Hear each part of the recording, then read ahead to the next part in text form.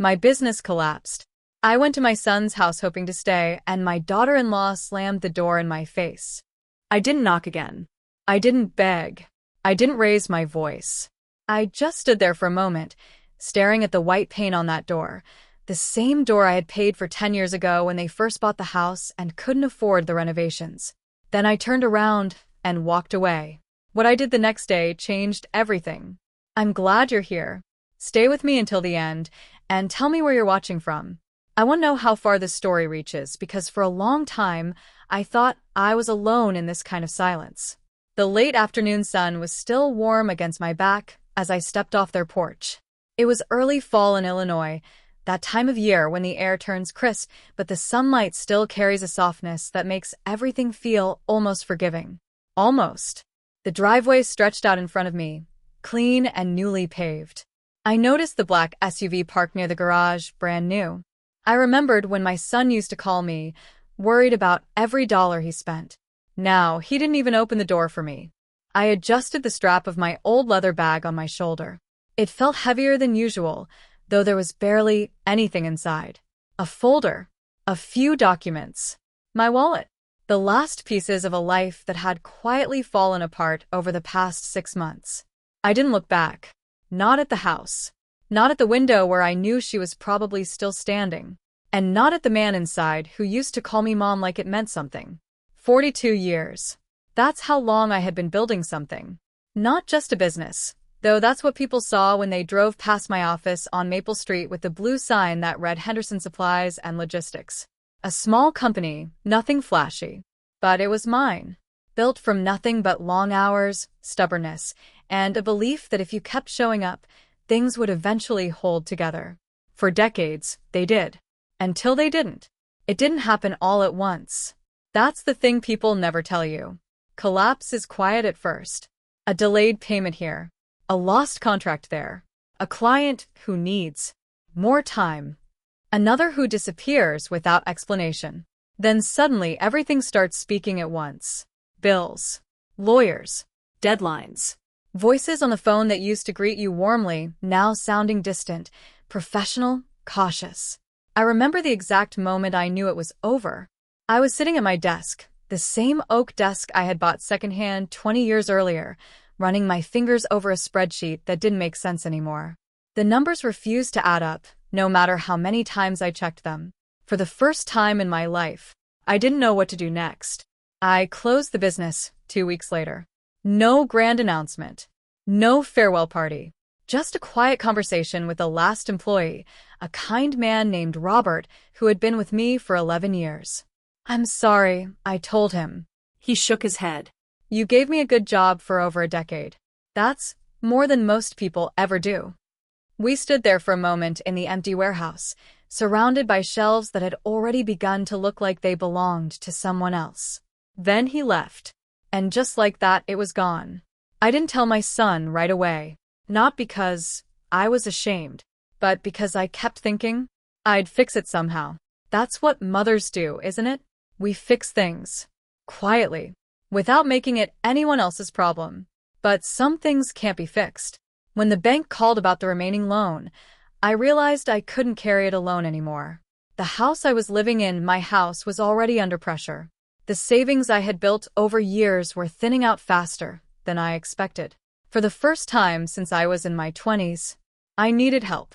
And there was only one place I thought I could go. My son, Daniel, used to be the kind of boy who would run to the door when I got home. He'd wrap his arms around my waist, talking all at once about his day, his friends, the things he wanted to build when he grew up. He was always building something, little models, wooden kits, anything he could get his hands on. "Look, Mom," he'd say, holding up something crooked but proud. "I made this." And I always told him the truth. It's perfect. Because to me it was.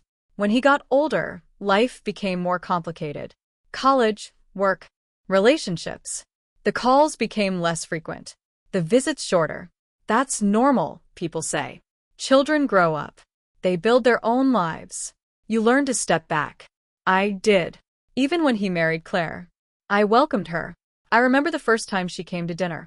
She wore a cream-colored blouse and carried a bottle of wine that was probably more expensive than anything I had ever bought for myself.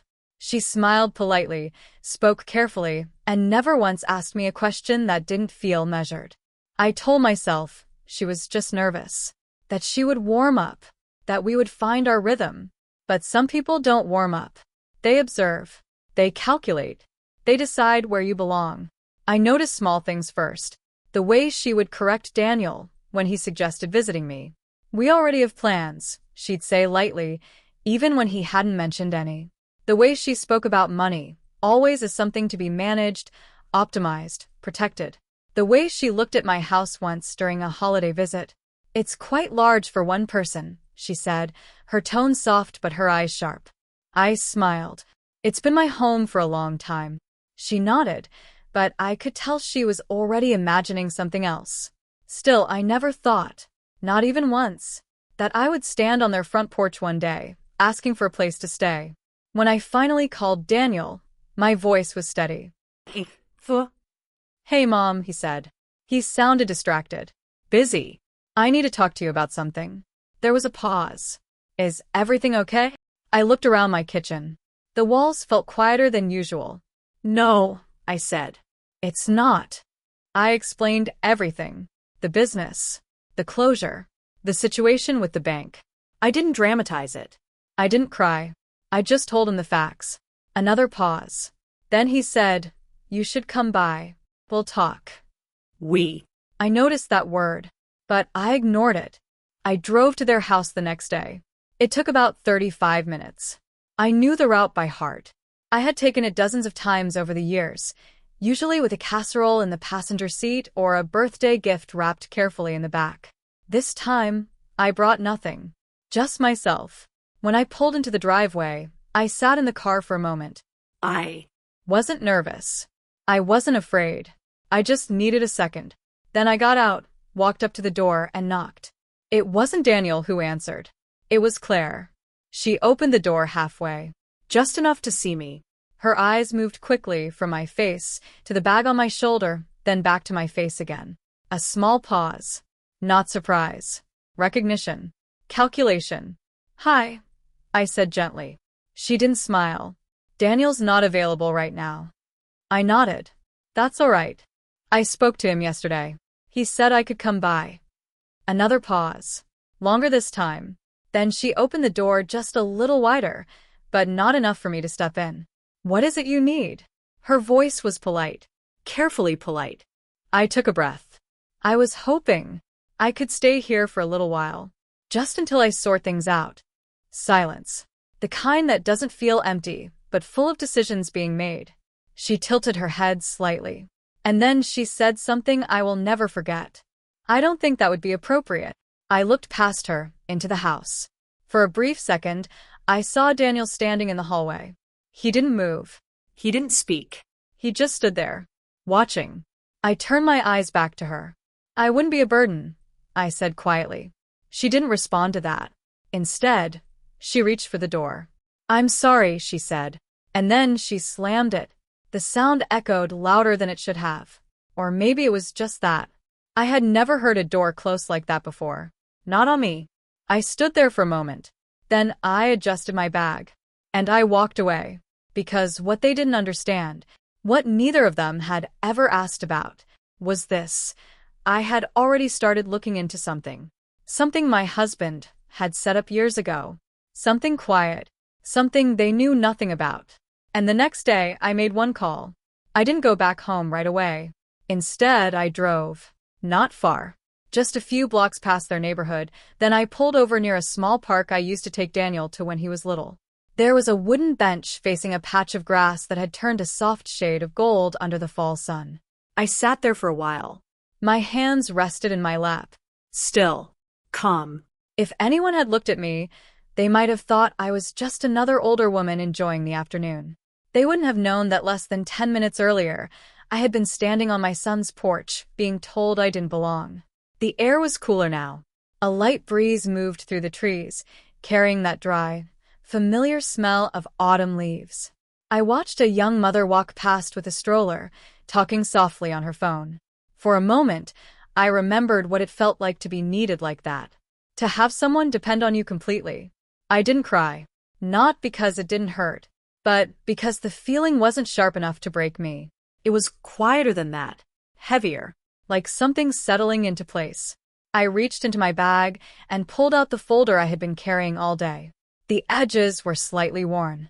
I had taken it out so many times over the past week that the paper inside had begun to soften at the corners. Inside were documents, bank statements, old contracts, and one envelope I hadn't opened yet. I ran my fingers over it, but I didn't break the seal. Not yet. Instead, I leaned back against the bench and let my mind drift somewhere else. Not to the door, not to Claire, but further back. There was a time when Daniel would have never let something like that happen. I remember one winter evening when he was about 8 years old. It had been snowing heavily, the kind of thick, quiet snowfall that makes everything feel still. We had just come home from the grocery store. My hands were full of bags, and I was struggling to get the front door open. Before I could say anything, Daniel dropped everything he was holding, ran ahead, and pulled the door wide open. "I've got it, Mom," he said, standing there in his oversized coat, holding the door like it was the most important job in the world. I smiled at him. "Thank you, sweetheart." He beamed like I had just given him something instead. I thought about that moment as I sat on the bench. How easily it came to him to help, to care, to notice. And I wondered, not for the first time, when that changed. It wasn't sudden. Nothing ever is. At first, it was small things. Calls that became shorter. Visits that needed to be scheduled weeks in advance. Conversations that felt filtered. He was still polite. Still respectful. But there was a distance. Like he was speaking to me from another room. Claire didn't create that distance. But she understood it. And she used it. I noticed it most during holidays. She would host. Everything perfectly arranged. The table set just right. The food carefully planned. The atmosphere controlled down to the smallest detail. There was always a place for me. But never space. She never raised her voice. Never said anything directly unkind. But there was always a tone. A subtle shift in how she spoke when Daniel was in the room versus when he wasn't. A way of guiding conversations so that certain topics never came up. Especially anything that involved me. One Thanksgiving, I offered to bring dessert. "I've already taken care of that," she said with a polite smile. Another time, I suggested we spend Christmas at my house just like we used to. "Oh, that might be difficult this year," she replied. "We have a lot going on." We. That word again. At first, I thought it was just adjustment. New marriage. New routines. I told myself to be patient. To give them space. To not interfere. So I stepped back. Little by little. Until one day, I realized I had stepped so far back, I wasn't part of the picture anymore. The wind picked up slightly, and I pulled my coat closer around me. The sun was beginning to dip lower now, casting longer shadows across the park. I checked the time on my watch. 4:17 p.m. It had been almost an hour since I left their house. I thought about going home, but the word home didn't feel as certain as it used to. The house I had lived in for years was still mine for now, but the bank had made it clear. Things would change soon. That's why I had gone to Daniel. Not out of desperation, but out of practicality. At least, that's what I told myself. Family helps family. That's what I believed. Not because anyone taught me, but because I had lived it. When Daniel was in college and struggling to pay his tuition, I didn't hesitate. I took out a second loan. When he wanted to start his first business and didn't have enough capital, I wrote him a check without asking for anything in return. "Just promise me you'll do your best," I said. He nodded. "I will, Mom." And he did. For a while. I never kept score. That's not how I saw it. He was my son. What I had was his if he needed it. Simple as that. But sitting there on that bench, I realized something I hadn't allowed myself to think before. Maybe he had kept score. I looked down at the folder in my hands again. At the envelope. At the quiet weight of everything I hadn't yet opened. Because the truth was, Daniel didn't know everything. Claire didn't know anything. And the man who had made sure of that had been gone for 5 years. My husband, Richard, was not the kind of man who left things to chance. He believed in preparation, in structure, in making sure that no matter what happened, the people he cared about would be protected, even if they didn't realize it at the time. There had been conversations, small ones, easy to forget if you weren't paying attention. Make sure you keep copies of everything, he used to say. Not just for the business, for yourself. I would smile and wave it off. You worry too much. He'd shake his head, just slightly. No, he'd say. I just plan ahead. I closed my eyes for a moment, letting that memory settle. Then I opened them again. And this time I didn't hesitate. I slid my finger under the edge of the envelope, paused for just a second. Then slowly, I opened it. The paper inside the envelope was thicker than I expected, not the kind you use for letters. This was official, heavy, cream-colored, the edges still sharp, like it hadn't been handled much at all. I unfolded it slowly, careful not to crease it more than necessary. At the top, in clean black letters, was a name I hadn't seen in years. Henderson Family Trust. I didn't move for a moment. The words didn't feel unfamiliar, but they didn't feel fully mine either. Richard had mentioned a trust once. Just once. It had been a quiet evening.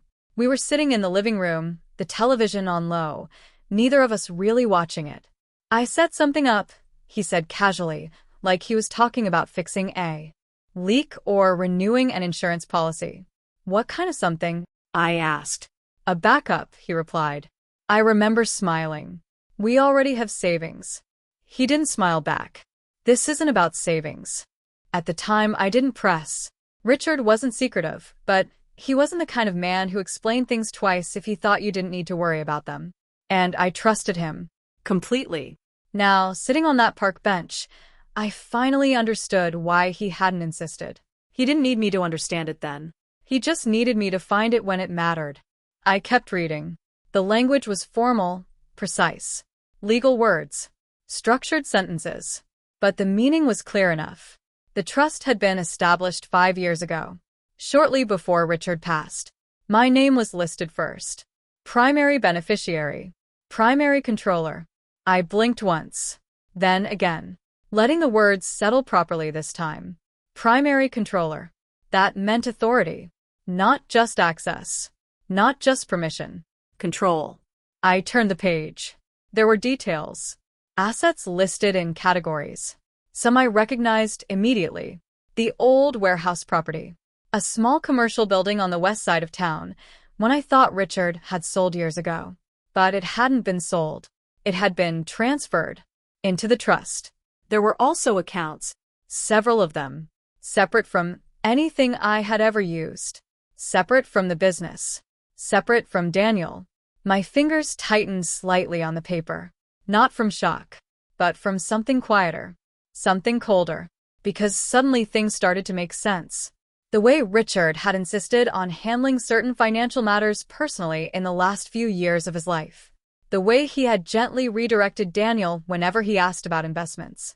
Focus on your own plans, he would say. This is taken care of. I used to think that meant simplicity. Now I understood. It meant separation. I exhaled slowly. The air felt different now. Sharper. Clearer. There was a section near the bottom of the page. A paragraph set apart from the rest. Highlighted, not in color, but in structure. Indented. Deliberate. I read it once. Then I read it again. In the event of financial instability affecting primary external assets, the trustee retains full discretion to activate asset protection protocols, including but not limited to reallocation, liquidation, and reassignment of ownership under sole authority. I lowered the paper slightly, letting that sentence sit in the silence around me. Financial instability. That was exactly where I was. Primary external assets. The business. The house. Everything that had been exposed. And this was something else entirely. Protected. Separated. Untouched. I looked down at my hands. They were steady. For the first time in months. I didn't feel like I was losing something. I felt like I was remembering something. Something that had always been there. I turned to the last page. There was a name printed at the bottom. Not Richard's. not mine. A law firm. And beneath it, a phone number. I stared at it for a few seconds, long enough to understand what it meant. This wasn't just paperwork. This wasn't just preparation. This was the door. And unlike the one I had just walked away from, this one hadn't been slammed shut. The sky had shifted while I was reading, the sunlight now lower, softer, casting long shadows across the ground. The park was quieter. Fewer people. Less movement. I folded the document carefully, placed it back inside the envelope, then into the folder. My bag didn't feel heavy anymore.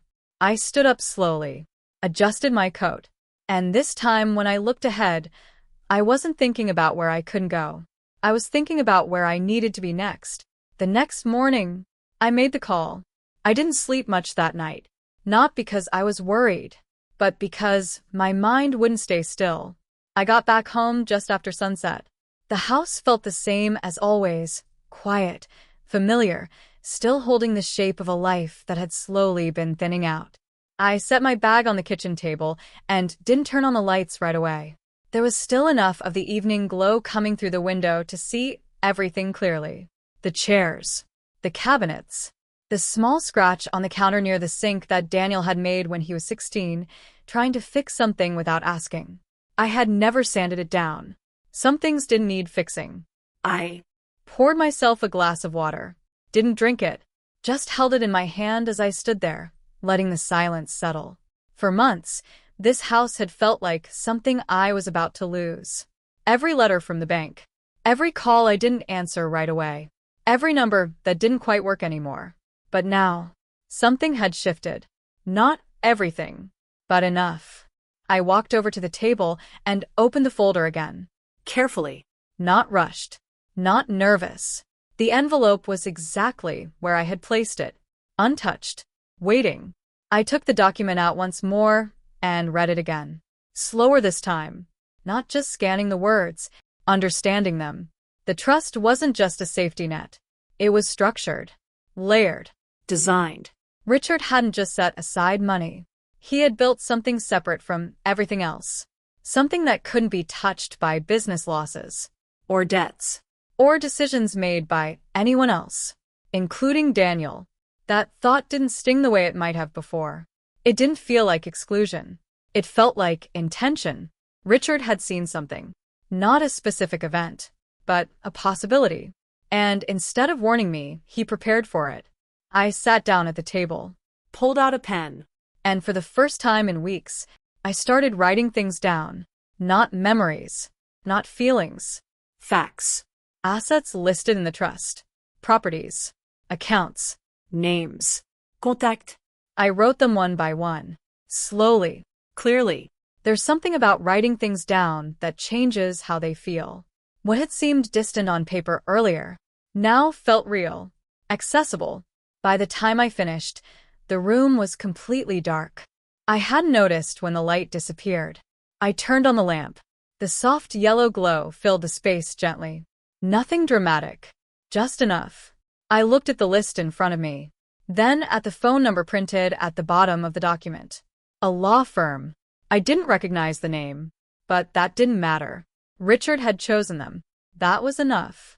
I didn't call right away.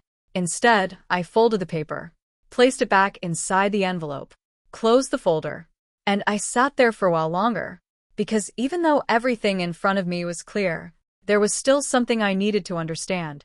Not about the trust. Not about the money. About Daniel.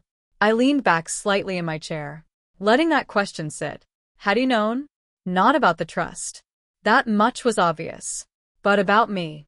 Had he known how close things had gotten? How much I had lost? How much I was about to lose? Or had he chosen not to ask?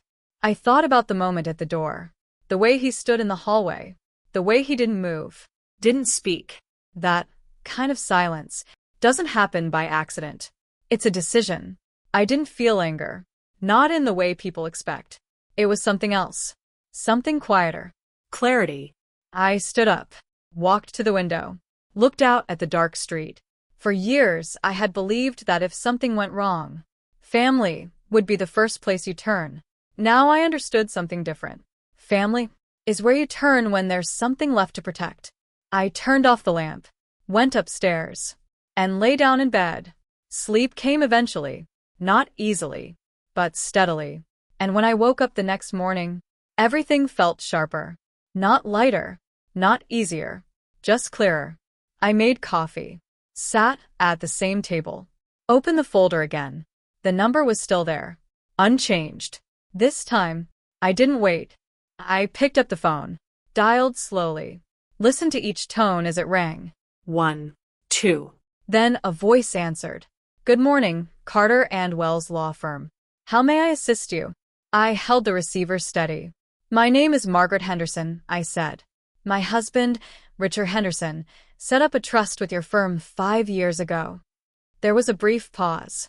Keyboard sounds in the background. Yes, Mrs. Henderson, the voice replied. We've been expecting your call. I didn't speak for a moment, not because I was surprised, but because I understood. Richard hadn't just prepared the documents. He had prepared this moment. I'd like to schedule a meeting, I said. Of course, she replied. We have an opening this morning at 10:30. Would that work for you? I looked at the clock. 8:05 a.m. Yes, I said. That works. After I hung up, I didn't sit back down. I didn't hesitate. I went upstairs, opened my closet, and for the first time in weeks, I chose what to wear with intention, because whatever happened next, I wasn't walking into it unprepared. And this time, I wasn't knocking on anyone's door. I arrived 10 minutes early, not because I was nervous, but because I didn't want to rush. The building was downtown, glass and steel, clean lines, quiet, the kind of place that doesn't need to prove anything, it already knows what it is. I parked across the street and sat in the car for a moment, looking up at the name on the building. Carter and Wells. Simple. Direct. Like Richard. I stepped out, adjusted my coat, and walked inside. The lobby was cool. Polished floors. A reception desk with a young woman sitting behind it, typing something quickly, efficiently. She looked up as I approached. Good morning. Good morning, I replied. I have a 10:30 appointment. Margaret Henderson. There was no hesitation. Her expression shifted slightly. Not surprise, but recognition. Of course, Mrs. Henderson. Please have a seat. They'll be ready for you shortly. I sat down, hands resting in my lap, the same way I had sat on that bench the day before. Still. Calm. Across from me, a wall of glass looked out over the city. Cars moving, people walking, everything continuing as if nothing had changed. But for me, everything had. At exactly 10:30, a man stepped into the lobby. Mid-50s, dark suit, measured posture. Mrs. Henderson? I stood. Yes. He extended his hand. Daniel Carter. I worked with your husband. Worked. Not representing. Not handling. Worked. I shook his hand. Thank you for seeing me. It's been a while, he said. But your husband made sure we were prepared. Prepared. The words settled quietly. He led me down a hallway into a conference room. Large table. Neutral tones. Nothing unnecessary. There was already a folder placed in front of one of the chairs. My name on it. I didn't sit right away. I looked at the folder. Then at him. You were expecting me. It wasn't a question. He nodded once. Your husband asked us to be. I pulled the chair out and sat down. Slowly. Deliberately. He opened the folder in front of him. Before we begin, he said, I want to confirm something. Has there been a recent financial disruption involving your primary assets? I held his gaze. Yes. He nodded again. As we anticipated. There was no sympathy in his voice. No surprise. Just confirmation. He slid a document across the table toward me. I believe you've already seen the trust overview. I have. Good. Then we can move forward. Forward. He continued. Your husband structured this trust with multiple layers of protection. The primary purpose was to ensure that in the event of business instability or external financial pressure, you would retain full control over a separate set of assets. Separate. That word again. He tapped lightly on the document. These assets were intentionally kept outside of any shared financial visibility. That includes family members, business partners, and any third parties who might assume access. Family members. He didn't say Daniel's name. He didn't need to. I didn't react. Not outwardly. Am I the sole controller? I asked. He didn't hesitate. Yes. The word landed clean. Clear. No secondary access? No contingencies. Only in the event of your incapacitation. Otherwise, everything is under your authority. I nodded once. For years, I had been careful, practical, measured, but I had never been in control like this. He turned another page. There are 3 primary asset groups currently active within the trust. He spoke calmly, clearly. First, the commercial property portfolio. I recognized the address immediately. The building on the west side. Still there. Still intact. Second, he continued, liquid financial accounts. He named the institutions. Amounts weren't mentioned out loud, but I could see the figures on the page. They weren't small. And third, he paused slightly. Not for effect. Just timing. Ownership leverage. I looked up. What does that mean? He folded his hands lightly on the table. It means that certain assets connected to your former business were not fully transferred in the way they appear externally. I didn't move. Explain. He nodded. Your husband retained partial structural control over specific supplier contracts and distribution rights. Those rights were not tied directly to your operating company. They were reassigned, quietly, to the trust. The realization didn't hit like a shock. It settled. Piece by piece.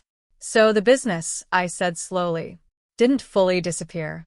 He met my eyes. No, Mrs. Henderson. It didn't. The room felt different. Not bigger. Not brighter. Just aligned. For now, he continued, those rights remain inactive. But under your authority, they can be reactivated, reassigned, or leveraged in other ways. I leaned back slightly in the chair. Not from exhaustion. From understanding. The business I thought I had lost was never entirely out of my hands. Just hidden. Protected. I let that sit for a moment. Then I asked the only question that mattered. What do I need to do? He didn't answer right away. Instead, he reached into his folder and pulled out a single document. Placed it in front of me. This, he said, activates your authority. I looked down at the paper. Clean. Precise. Waiting. For everything? I asked. He nodded. For everything. I rested my hand lightly on the page. Didn't pick up the pen yet. Because for the first time since I stood on that porch, I wasn't reacting. I was deciding. And somewhere in the back of my mind, a quiet thought surfaced. They had closed a door on me, without asking what I still had the keys to. I picked up the pen. I didn't sign right away. Not because I was unsure, but because I wanted to understand exactly what I was stepping into. The pen rested between my fingers. Still. Balanced. For months, everything in my life had been slipping out of my hands.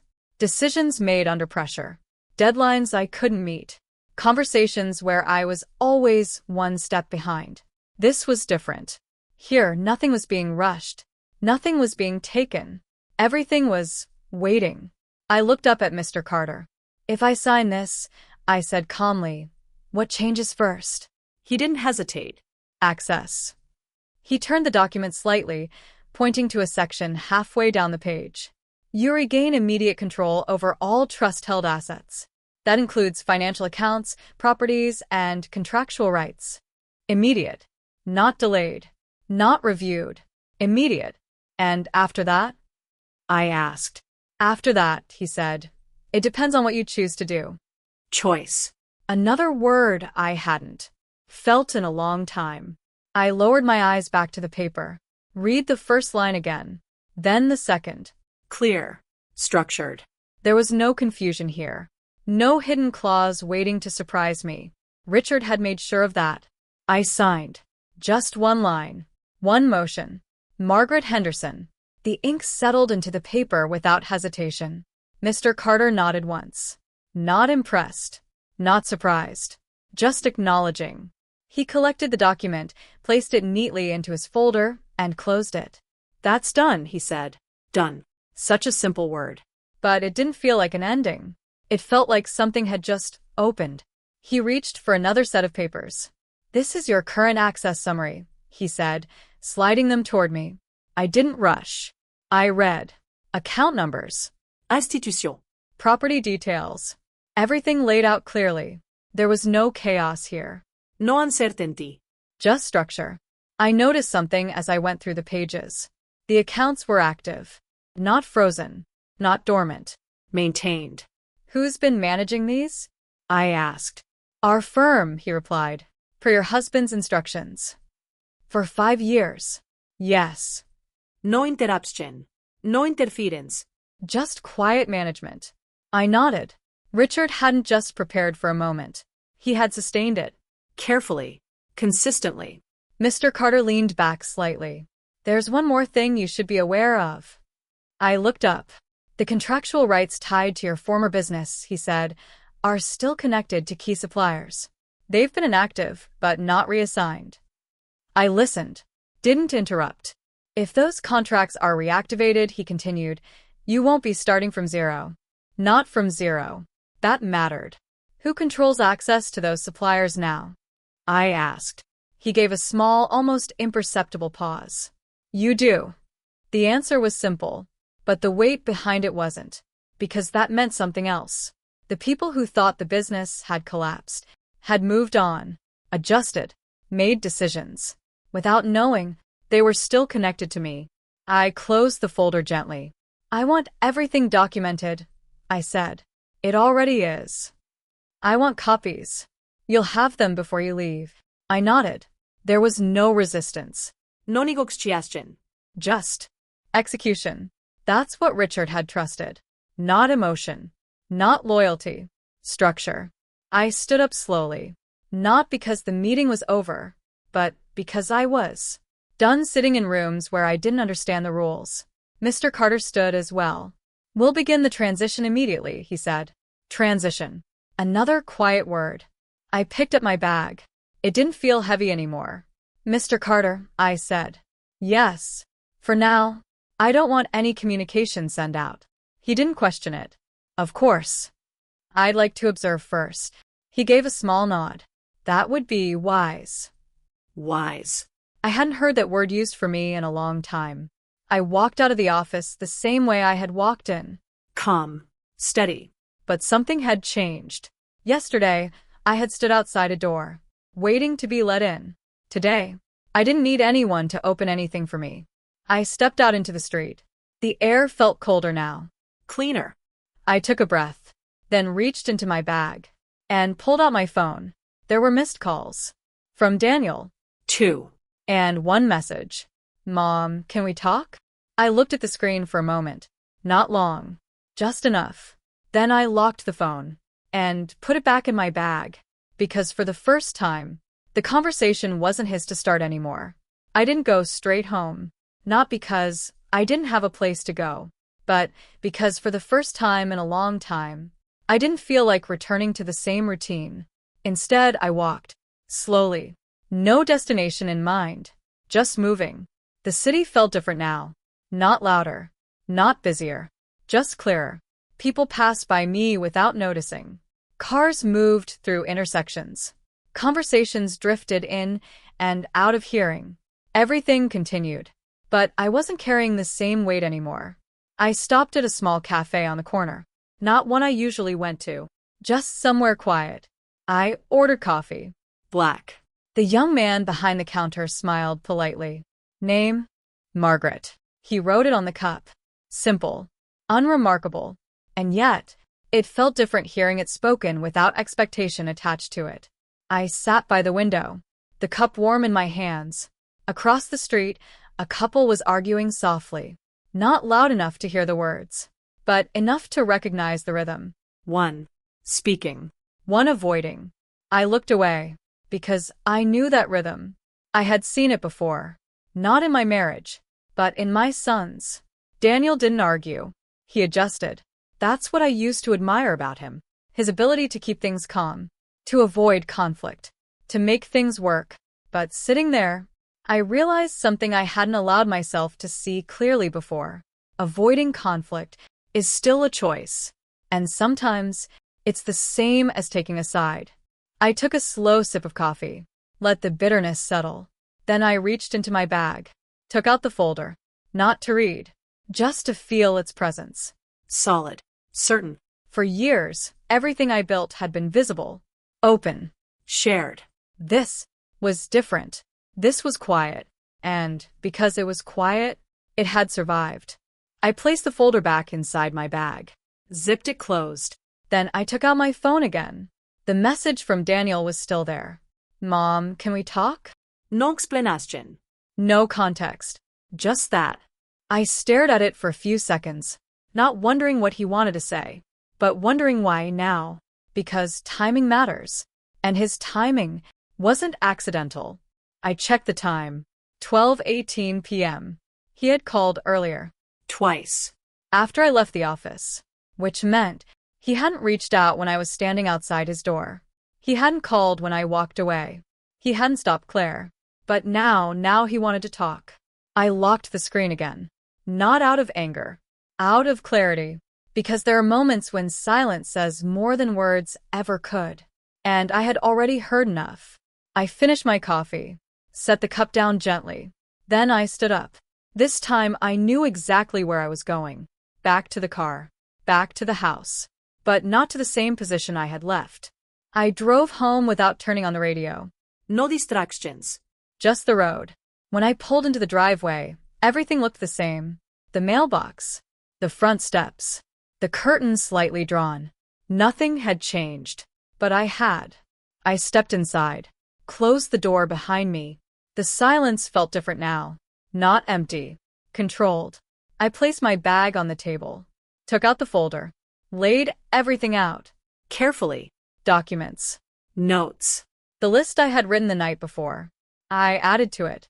Names of suppliers. Contacts Mr. Carter had mentioned. Things I recognized. Things I didn't. Piece by piece. The picture became clearer. This wasn't just about survival anymore. It was about structure. About understanding what still existed, even after everything seemed gone. I sat down. Looked at the list. Then I circled 3 names. Suppliers. Old ones. Reliable ones. Men I had worked with for years. Men who knew my voice. Or at least, used to. I didn't call them. Not yet. Because this wasn't about reacting. It was about timing. I leaned back slightly in the chair. For so long, I had been moving from problem to problem. Fixing. Adjusting. Trying to hold things together. But now, I wasn't holding anything together. I was choosing what to rebuild. And more importantly, what not to. I picked up my phone again. Scrolled to Daniel's name. Paused. Then, instead of calling, I did something else. I opened our message thread. And typed 1 sentence. I came by yesterday. I didn't add anything else. No accusation. No explanation. Just the fact. Then I sent it. And placed the phone back on the table. Because sometimes, you don't need to explain what happened. You just need to make sure they know you remember it. I looked at the documents in front of me. At the structure Richard had left behind. At the quiet power I hadn't even known I still had. And for the first time, I allowed myself to think 1 step ahead. Not about where I would stay. Not about what I had lost. But about something else entirely. What they would do when they realized I wasn't the one who needed help anymore. The reply came faster than I expected.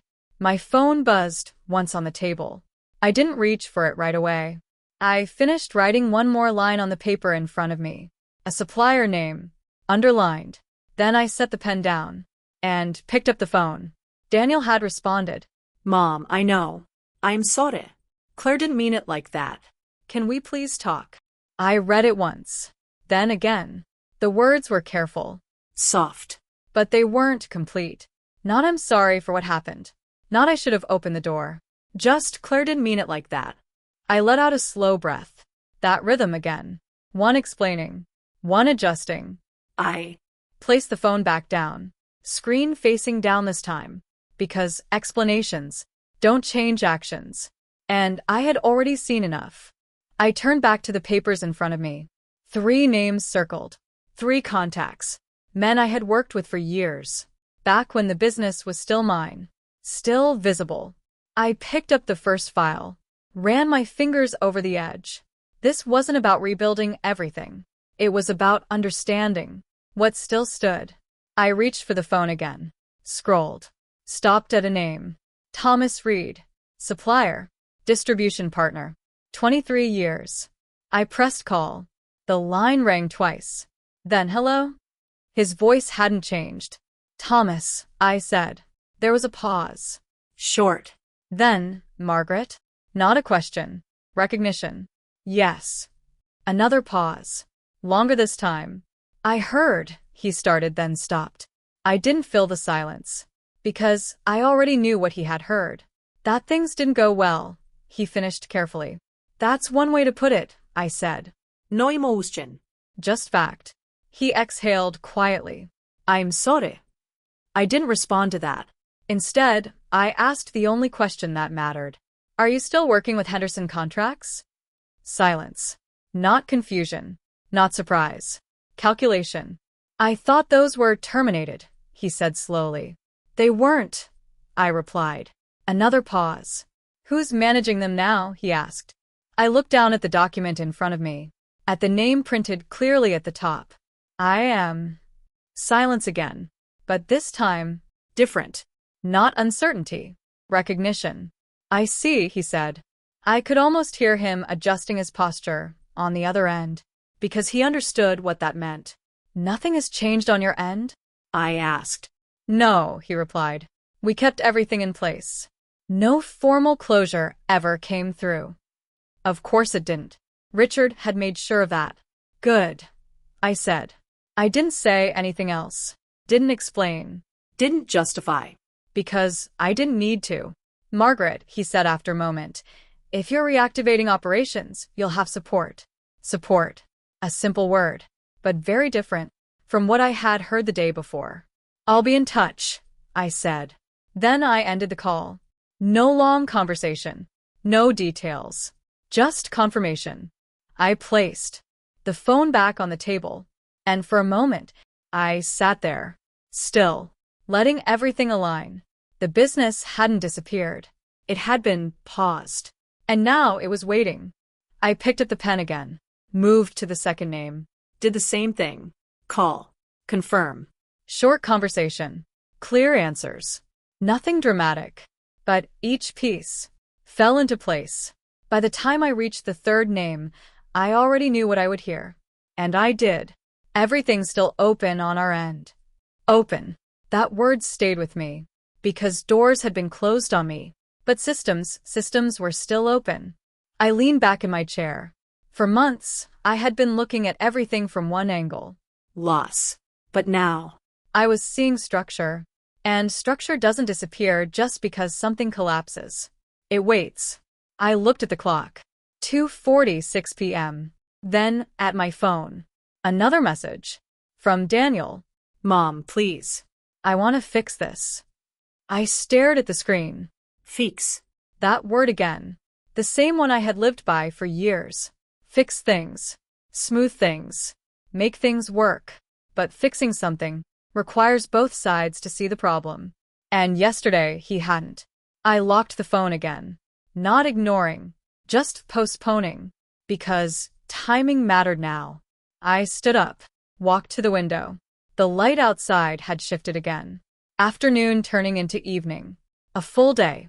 And everything had changed. I turned back to the table. Gathered the papers. Placed them neatly back into the folder. Not rushed. Not scattered. Organized. Controlled. Then I picked up my keys. Because there was one more thing I needed to do.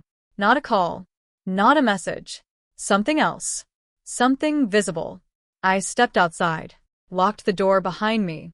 And this time, I didn't drive toward uncertainty. I drove toward something I already understood. The commercial building on the west side. The one everyone thought was gone. The one that had never actually left me.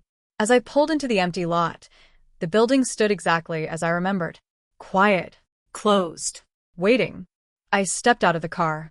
Walked up to the front door. reached into my bag, and took out a small set of keys. Keys I hadn't used in years. I looked at them for a moment. Then I unlocked the door and stepped inside. The air inside the building was still, not stale, just untouched. I stepped in slowly. The door closed behind me with a soft, controlled sound, not like the one I had heard the day before. This one didn't reject me. It acknowledged me.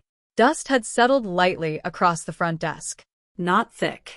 Just enough to show time had passed. I walked further inside. Each step steady, measured. The space hadn't changed much. The same layout, the same structure. Shelves along the walls. A long counter near the back. The office door slightly open. I paused there, hand resting on the edge of the desk. For a moment, I didn't see the empty building. I saw what it used to be. Voices. Movement. Deliveries coming in. Phones ringing. People calling my name. Margaret, shipments here. Margaret, we need your approval. Margaret, quick question. I closed my eyes briefly, not to hold on to it, but to understand something. This place hadn't failed. It had been disconnected. Quietly. Strategically. And now it was still here. Waiting. I opened my eyes again. Walked toward the office. Pushed the door open. The desk was exactly where I left it. The same chair. The same cabinet against the wall. Even the calendar. Still flipped to the last month I had worked. I stepped closer. Ran my fingers lightly across the surface of the desk. No emotion. Just recognition. Then I sat down. Not as a visitor, but as someone returning to something that hadn't fully left her. I opened my bag. Took out the folder. Placed it on the desk. Everything aligned in front of me. Documents. Notes. Contact. Structure. I looked at the phone on the desk. An old line. One I hadn't used in months. I picked up the receiver. There was a tone. Still active. Of course it was. Richard had planned for continuity, not collapse. I placed the receiver back down, then leaned back slightly in the chair. For a long time, I thought I had lost control of everything. But sitting there now, I understood something clearly. Control doesn't disappear. It shifts. And if you don't know where it went, you assume it's gone. I didn't assume anymore. I stood up again. Walked through the building slowly. Room by room. Not checking. Observing. Each space told the same story. Paused. Not broken. At the back of the building, near the loading area, I stopped. The large metal door was closed. Locked. I walked up to it. Ran my hand along the edge. Cold. Solid. This was where everything used to come in. Shipments. Supplies. Orders. Flow. And now stillness. But stillness isn't the same as absence. It's potential. I turned back toward the front. Because I wasn't here to remember. I was here to decide. I returned to the desk. Sat down again. Took out my phone. Scrolled to one of the supplier contacts. Then paused. Not out of hesitation. Out of precision. Because timing mattered. And this needed to be done correctly. I didn't call. Not yet. Instead, I opened the document Mr. Carter had given me. The one detailing contractual rights. Read through it again. Slowly. Line by line. Every clause. Every condition. Understanding exactly where authority began and where it extended. By the time I finished, the picture was clear. I wasn't just reactivating a business. I was reactivating leverage. And leverage changes how people respond. I set the document down. Then I made the call. Short. Direct. I'm ready to resume operations. No explanation. No history.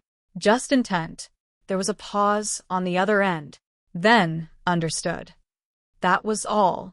No questions. Because they already knew what it meant. I ended the call. Sat there for a moment. And then I did something simple. I reached into my bag. Took out a small notepad. And wrote one line. Phase 1. Nothing else. Because this wasn't about reacting to what had happened. It was about building what came next. On my terms. I looked around the room one more time. Not with nostalgia. With clarity. Then I stood up. Closed the folder. Picked up my bag. And walked toward the door. This time, not as someone leaving something behind, but as someone who had just reclaimed it. As I stepped outside, the evening air felt sharper, colder, but clean.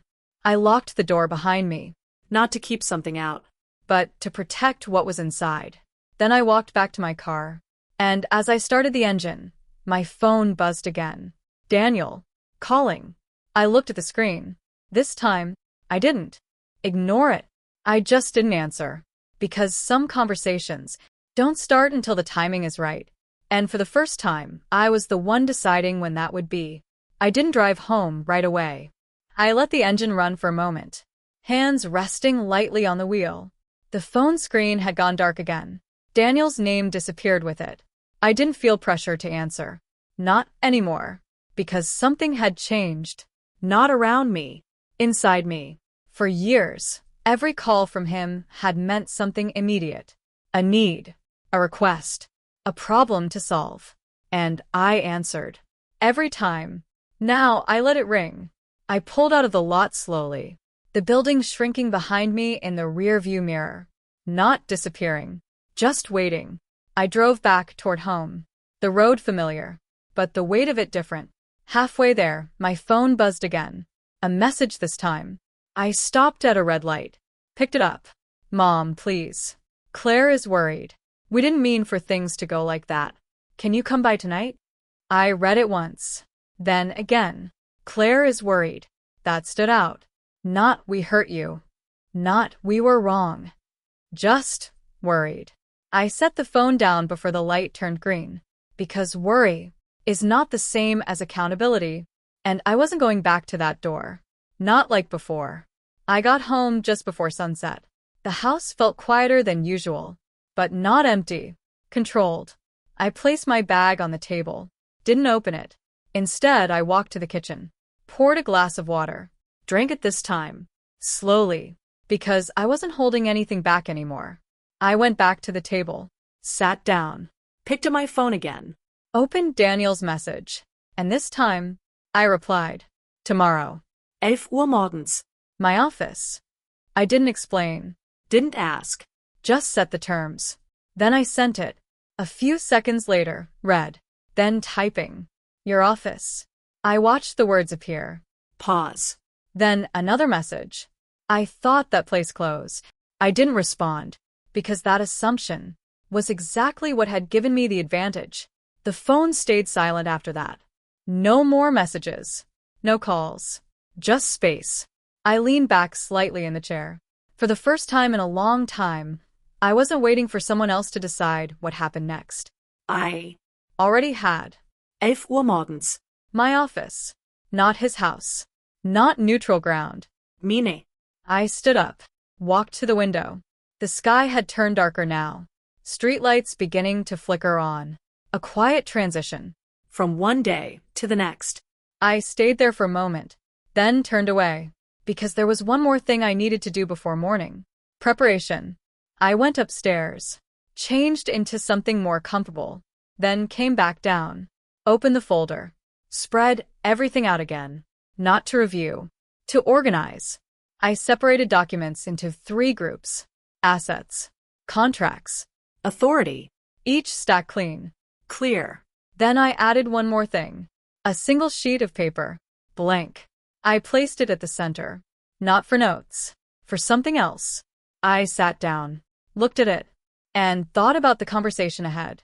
Not what I would say, but what I wouldn't. Because silence can carry more weight than explanation. I picked up the pen. Wrote one line. This is what you chose. Then I set the pen down. Folded the paper. Placed it on top of the documents. And closed the folder. Everything ready. Not emotionally. Structurally. I turned off the lights. Went upstairs. Sleep came easier this time. Not because things were resolved, but because they were aligned. The next morning, I woke up before the alarm. 6:12 a.m. Noche Sebastian. Noche Vinis. Just clarity. I got dressed. Chose something simple. Neutral. Not to impress. To remain unreadable. By 9:30, I was already in the car. Driving toward the building.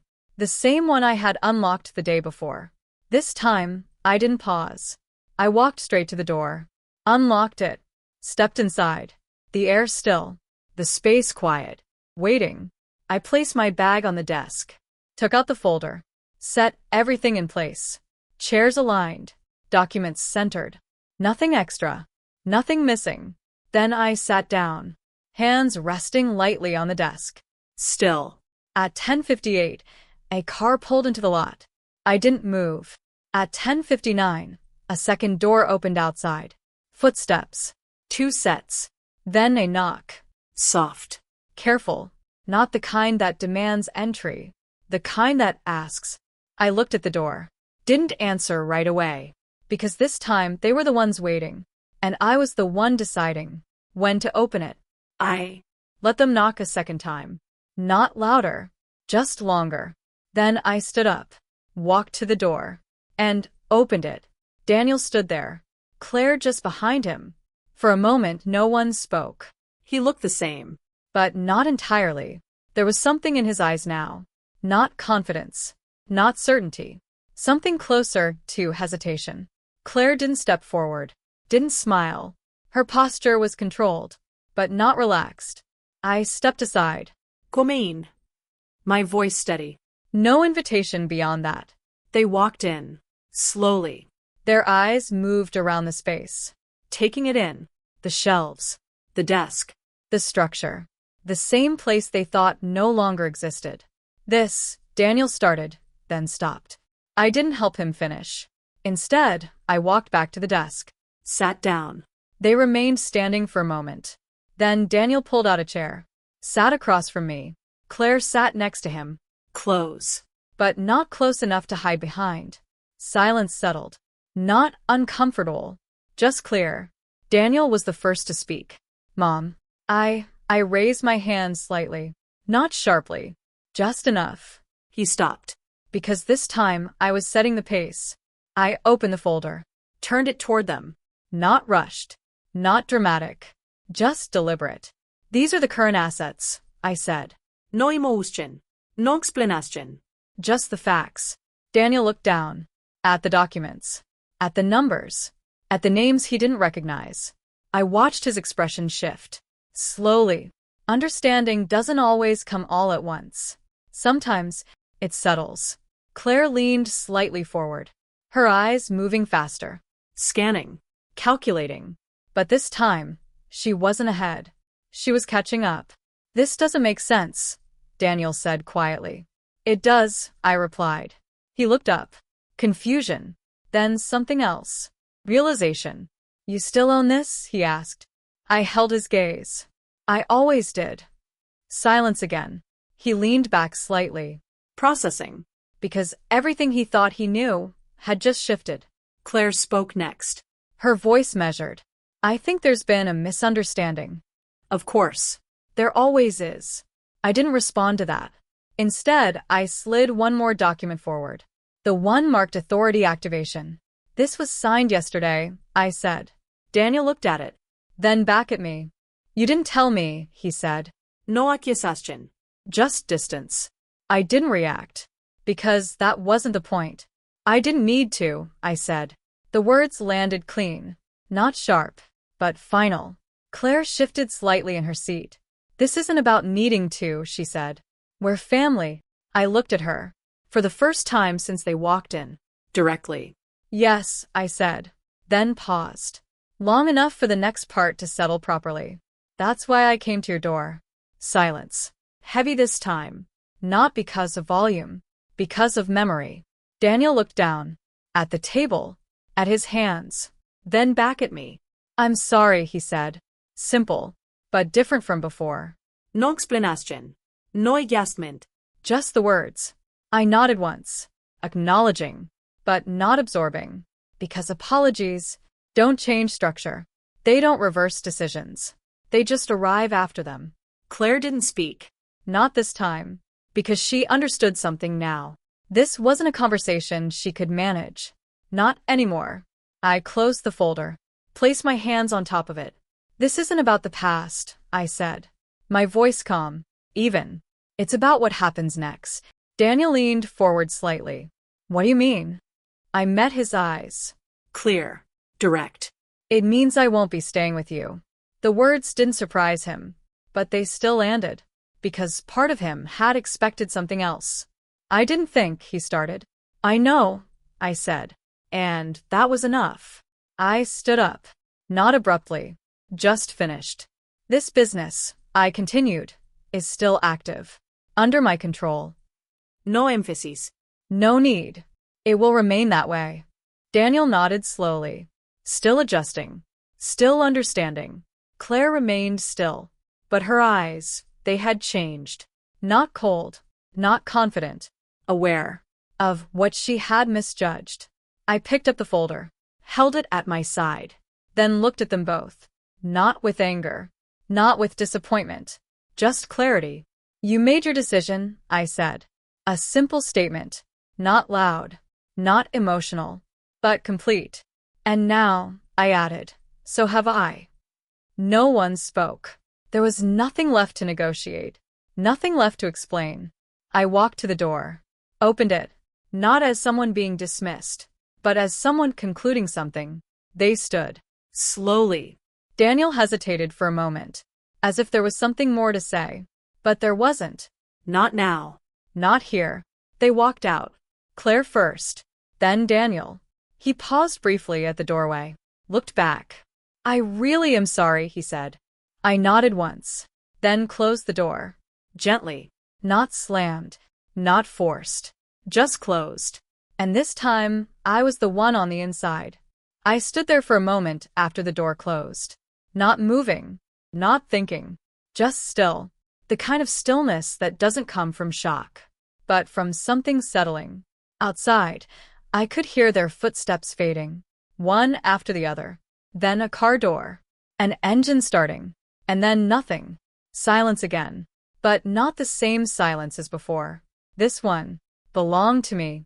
I walked back to the desk slowly, placed the folder down, didn't open it, didn't need to, because for the first time in a long time, there was nothing left to prove. I sat down, hands resting lightly on the surface. The same desk, the same space, but not the same woman. For years, I had built something with my hands. A business, a life, a family, and somewhere along the way, I had started believing that those things depended on each other. That if one fell, the rest would follow. But that wasn't true. The business had paused. The family had changed. And I had remained. I leaned back slightly in the chair, letting that thought settle fully this time. Not as a realization, as a fact. Because everything I thought I had lost had only shown me what was never really mine to depend on. And what was? I stood up, walked toward the front of the building.